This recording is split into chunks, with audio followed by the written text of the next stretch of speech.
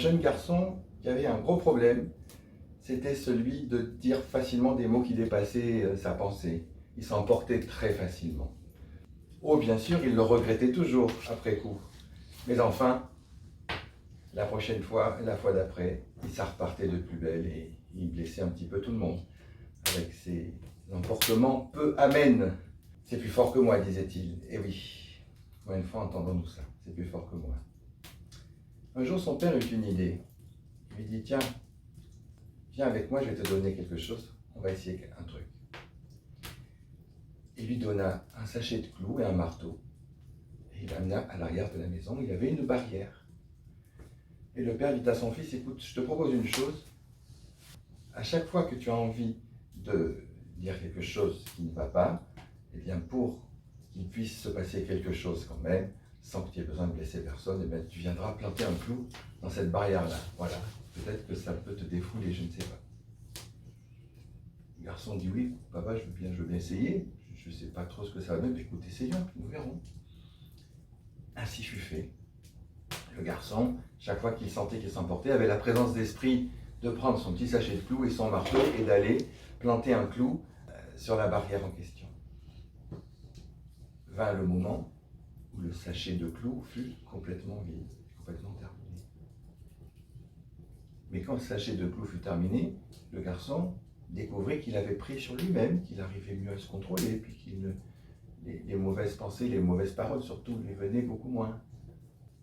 Il en parla à son père. Et son père lui dit, écoute, c'est très bien, je te propose de faire la chose suivante.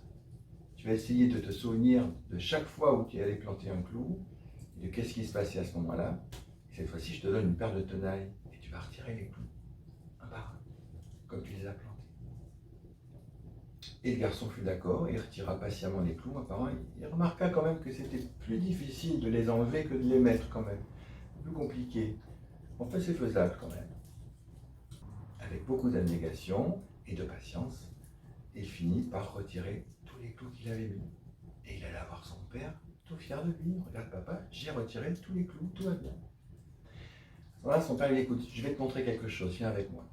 On va aller avoir cette barrière.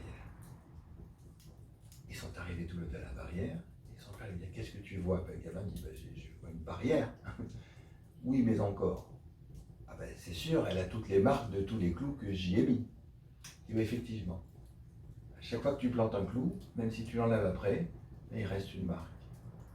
C'est pareil à chaque fois que tu blesses quelqu'un, que ce soit physiquement ou en parole. Même si tu t'excuses après, il peut rester quelque chose de cette blessure. Et les excuses n'effacent pas tout. Si tu plantes un couteau dans un homme et que tu retires le couteau après, peut-être que toutes les excuses du monde ne seront pas à même de le ramener à la vie.